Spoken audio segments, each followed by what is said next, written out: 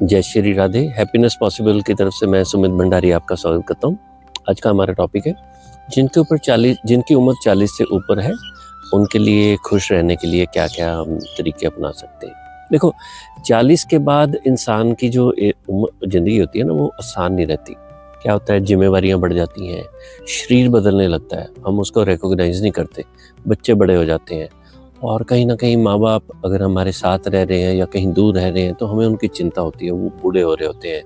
और अंदर से ना इंसान क्योंकि लाइफ में इतना बिजी हो जाता है तो उसके पास शेयर करने के लिए बहुत कम लोग होते हैं, तो कहीं ना कहीं इंसान चुप हो जाता है। तो अगर आप 35 और 55 के बीच में हैं तो कोशिश करिए, कुछ मैं आपको तरीके बताऊंगा, इससे आप ना सिर्फ पैसे बल्कि मानसिक शांति भी मिलेगी। देखो, सबसे पहले अपने को जिस चीज़ के ऊपर फोकस करना है, सुबह अपने लिए बड़े सेल्फिश होके, इंडिविजुअल होइए, सेल्फिश होइए, उसके लिए ना अपने लिए 20 मिनट निकालो। आज का जो इंसान है वो क्या करता है, सारा दिन दूसरों के लिए जीता है, सुबह से लेकर शाम तक। और सबसे बड़ी प्रॉब्लम क्या है, उसको पूरे दिन में, पूरे हफ्ते में, पूरे साल में गिनती से 3-4 कॉम्प्लीमेंट मिलते हैं। ना बाप बाप से मिलते हैं बहुत ज़्यादा, ना प्रैक्टिकली है, वाइब भी ज़्यादा देते नहीं है। तो अपने लिए एक टाइम निकालना बहुत ही ज़्यादा जरूरी है। देखो, भगवद गीता में भी कहा है, मन ही मनुष्य का मित्र है और मन ही मित्र है, मन ही शत्रु है। ठीक है, तो इस चीज़ को आपको समझना है कि खुश रहने के लिए अपने मन को, अपने को मनाना है, तो उसके लिए कुछ थोड़ा सा टाइम आपको निकालना पड़ेगा। 5 मिनट अपना प्राणायाम करिए, थोड़ा सा ब्रीदिंग करिए। जो आपका स्ट्रेस होता है लाइफ में, खुशी होती है, वो डायरेक्ट अपने दिमाग से जुड़िए और प्राणायाम हमारी अल्टरनेटिव ब्रीदिंग करके हमारे दिमाग को सेट कर देता है। फिर 10 मिनट लगा के सेल्फ मेडिटेशन करिए। ध्यान का मतलब ये नहीं है भगवान का नाम लेना है, ध्यान का मतलब होता है अपने आप से बात करिए। वो देखिए कि लाइफ में कहाँ पर मैं क्या एक आधी चीज़ निकाल सकता हूँ आज के दिन में जिससे मुझे बहुत ज़्यादा प्रोडक्टिविटी मिले या मुझे खुशी मिले। अपने लिए सिर्फ अपनी बात करिए, परिवार के लिए तो आप ऑलरेडी कर रहे हो। फिर 2-4-5 मिनट निकाल के अपना शरीर है, भगवान है, माँ बाप है, सबको याद करके एक कृतज्ञता आए आपके मन में, ग्रेटिट्यूड आए कि नहीं, मुझे भगवान ने जो भी दिया है मैं उसका शुक्रिया अदा करता हूँ। तो जो इंसान, मान के चलिए अगर हम 2026 की बात करें, सिंपल सी बात है, जो अपने मन को संभाल लेगा वही खुश रहेगा। ठीक है, तो दूसरा पॉइंट बहुत ज़्यादा प्रैक्टिकल है, वो होता है कि आपके ऊपर ऑलरेडी जॉब का लोड है, बच्चों के स्कूल के खर्चे हैं, ट्यूशन, EMI, 50 तरह के, गाड़ी मेंटेन करनी है, करियर में बॉस की सुननी है। फिर जैसे जैसे आप हायर लेवल पे चले जाते हो तो आपके ऊपर स्ट्रेस भी बढ़ता है। तो अपने को सबसे बड़ा डर किस चीज़ का होता है, हेल्थ का, बीमारी का। तो आने वाले टाइम के अंदर मेडिकल जो इन्फ्लेशन है वो बहुत ज़्यादा बढ़ रही है, स्ट्रेस भी बढ़ेंगे। तो कम से कम सुबह शाम रात को अपना एक शेड्यूल बनाइए, कम से कम 30 मिनट्स की वॉक करिए। उसमें कुछ मत करिए, इधर उधर कुछ नहीं करना, हमें सिर्फ दुनिया को ऑब्जर्व करना है, कुछ नहीं करना, डिटैच होके सिर्फ ऑब्जर्व करो दुनिया क्या कर रही है। आपको देखेगा मैक्सिमम लोग आपका दुखी ही है। तो क्या होता है, comparison is a thief of Joy. But अगर आप इस तरीके से कंपैरिजन करेंगे तो देखो, ग्रेटिट्यूड हो, माइंड में रखो कि देखो यार, लोग कितने परेशान हैं, गरीब आदमी को देखो, अंडर प्रिविलेज को देखो, उसकी ज़िंदगी में तो कुछ नहीं है। 30 मिनट्स वॉक करिए, सुबह करिए, शाम को करिए, दोपहर को मिलिए, लंच टाइम में कोशिश करिए। फिर साल में एक अपना डॉक्टर को मिलके एक अपना हेल्थ चेकअप जरूर करवाइए। और अपने पास, आपके पास कम से कम 50 लाख या 1 करोड़ की हेल्थ इंश्योरेंस होनी चाहिए। देखो, बीमारी हमारे हाथ में है, कितनी है नहीं होएगी अपने को नहीं मालूम, लेकिन अपने को प्रिवेंशन के ऊपर जाना है। इस चीज़ के लिए अंडरस्टैंड करिए, जो आपकी रिटायरमेंट प्लानिंग है उसके लिए बहुत सिंपल सा मंत्र है। आपको बच्चों के लिए पैसा छोड़ना जरूरी नहीं है, उनके साथ समय निकालने के लिए आपके अंदर हेल्थ, आपका स्वस्थ रहना भी बहुत बड़ी बात है। ठीक है, तो तीसरा हम छोटा सा पॉइंट डिस्कस करेंगे कि अपने को लाइफ के अंदर ईगो को कम लेकर आना है और एक्सेप्टेंस ज़्यादा आना है। इसको बोलते हैं स्पिरिचुअल मैच्योरिटी। देखो, 40 साल की उम्र में ना बंदे को लगता है कि भाई अब मैं सब कुछ जानता हूँ।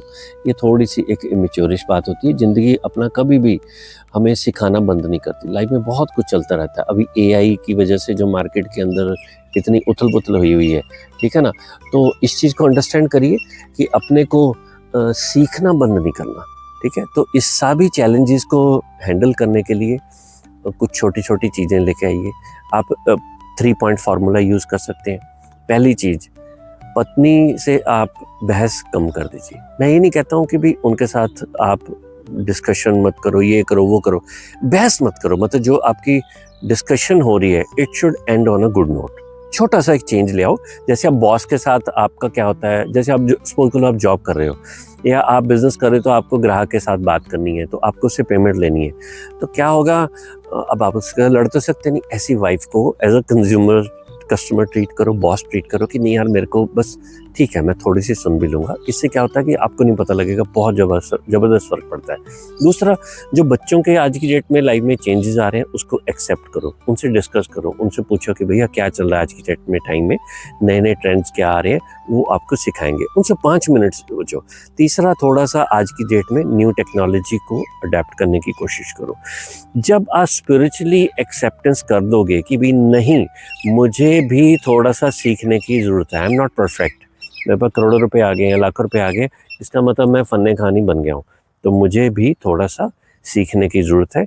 वो सीखना आप चालू कर दीजिए, अपने आप ही आपको स्पिरिचुअल स्टेबिलिटी मिल जाएगी। फिर एक पॉइंट होता है, आपको इस टाइम के अंदर लाइफ में फाइनेंशियल क्लैरिटी रखनी बहुत ज़रूरी है। देखो, सबसे ज़्यादा स्ट्रेस किस चीज़ से आता है? हैप्पीनेस का जो ऑपोजिट है वो स्ट्रेस है। स्ट्रेस कहाँ से आता है? Insecurity of money. तो कोशिश करिए अपनी लाइफ के अंदर 4 स्टेप फार्मूला है, उसके लिए आपको किसी फाइनेंशियल प्लानर के पास जाने की ज़रूरत नहीं।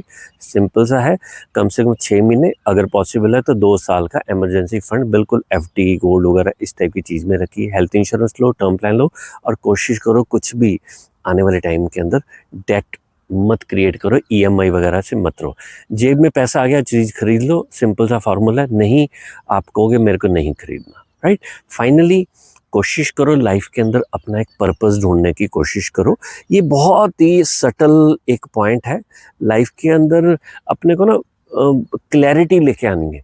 क्लैरिटी का एक सिंपल सा रूप क्या होता है कि अपने को ये पर्पस क्लियर हो ना। जैसे मेरे को दिल्ली जाना है, तो दिल्ली जाने के लिए मेरे को पता है दिल्ली जाना है, कितने बजे पहुंचना और रास्ता क्या है। उसके बाद तो मेहनत ही करनी है। तो मिडिल एज में सबसे बड़ा जो लोगों को संकट आता है वो होता है कि आगे क्या।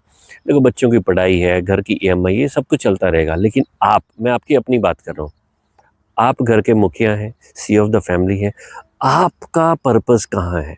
तो पूरे हफ्ते के अंदर 2 घंटे अपने लिए निकालिए, कहीं पे जाइए, घर पे बैठिए, किसी तरीके से अपने आप को निकालो कि मेरे को ये 3-4 चीज़ें तो करनी है हर एक हफ्ते में। नंबर 1, हफ्ते में किसी ना किसी एक इंसान की, पैसे से नहीं, मदद करो, हेल्प करो। रास्ते में कोई जा रहा है, उसको सड़क क्रॉस करा दो, कोई पर्सन का पेट्रोल ख़त्म हो गया है, पेट्रोल प्रोवाइड करा दो। किसी तरीके से किसी बंदे की मदद करो, बिना किसी सेल्फिश मोटिव में। दूसरा, अपने परिवार के अंदर वाइफ बच्चों के साथ कोशिश करो हफ्ते में एक बार, चाहे 10 मिनट के लिए सोशल सर्विस ज़रूर करनी है। किसी ना किसी जगह पे लेके जाओ, नेक्स्ट जनरेशन को आपने जो देना है यही देना है, उनको लेके जाओ। सोशल सर्विस की इम्पोर्टेंस है, चाहे उसके बाद वो खुद करें। तीसरा, कोशिश करो अपने से अपने बच्चे, अगर आपके सक्षम है तो अपने किसी नेफ्यू, नीस यानी भतीजा, भतीजी, भांजा, भांजी, किसी रिश्तेदार, किसी एक यंग पर्सन को अपनी फैमिली में मेंटरशिप आपको लेके आनी है, उसको गाइड करना ही करना है। अब देखो ना, लाइफ में कई बार हम कहते हैं कि हमें गाइडेंस नहीं मिली, कि कई बार लोगों का ये होता है, तो हम अब सक्षम हैं तो हम किसी न किसी अपने फैमिली मेंबर को मेंटरशिप देंगे, उसके साथ जुड़ेंगे, उसकी हेल्प करेंगे। आपको मालूम है ना, अब 40 साल क्रॉस हो गए, आप 55-50 के भी हो गए हो, तो आपको मालूम है लाइफ के अंदर मेंटरशिप कितनी इंपॉर्टेंट होती है। फाइनली एक हफ्ते में कोशिश करो 15 मिनट, आधा घंटा एक नई स्किल एक्वायर करो। बिल्कुल, इससे आपके दिमाग में बहुत ज़्यादा फ्रेशनेस आएगी। देखो, ये क्या होती है, ये एक मैच्योरिटी का हाईएस्ट लेवल होता है कि जब आप अपने लिए परवाह नहीं करते, अपनी नेक्स्ट जनरेशन के लिए कुछ करते हो, अपने एक्सटेंडेड फैमिली या उनके लिए कुछ कर रहे हो, और आप रिकॉग्नाइज करते हो मुझे कुछ नया सीखना है। असली खुशी कहाँ से आएगी?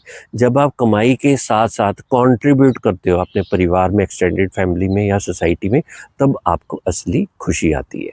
ठीक है, तो आप, अगर हम नटशेल में बात करेंगे, तो आपको अपने मन को संभालना है, अपने शरीर को संभालना है, अपने पैसे फाइनेंशियल प्लानिंग को संभालना है, अहंकार को छोड़ के थोड़ा सा अपने को स्पिरिचुअल मैच्योरिटी लेके आनी है और लाइफ में अपना एक पर्पस ढूंढना है और थोड़ा सा आप लाइफ को, सोसाइटी को, देश को, समाज को कुछ ना कुछ कंट्रीब्यूट करना स्टार्ट करिए।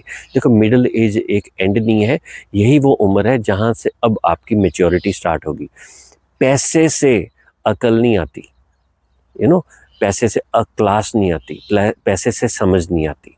उम्र के साथ इस चीज़ का कोई लिंक नहीं होता। अपने को कुछ चीज़ों पे हम काम करेंगे तो लाइफ में डेफिनेटली खुशी आपके पास ऐसे ऐसे तरीके से आएगी कि आप हैरान हो जाओगे कि भाई ये तो मैंने जितना सोचा भी नहीं था, और मेरे पास अपने आप डिफरेंट एंगल से छोटी छोटी खुशियाँ आपको ढूंढने लग जाएंगी।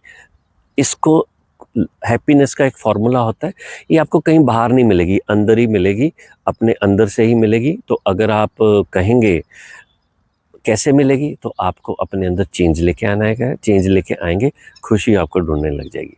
चलिए, अगर मेरी बात में से आपको कोई सच्चाई लगी, कोई चीज़ आपको अच्छी लगी, तो काइंडली वीडियो को लाइक करिए। अपने इस वीडियो के बॉटम पे जाके अपने कमेंट सेक्शन में कुछ अपना विचार रखिए। अगर किसी और वीडियो की आपकी फरमाइश है तो काइंडली आप कमेंट सेक्शन में बताइए। अच्छा लगे तो चैनल को सब्सक्राइब कर सकते हैं। अपने दोस्तों के साथ हमारे और कई वीडियोस हैं, उनके साथ आप शेयर करिए। चलिए, इस वीडियो को देखने के लिए आपने समय निकाला, बहुत बहुत शुक्रिया। जय जय Shri Radhe. Thank you very much.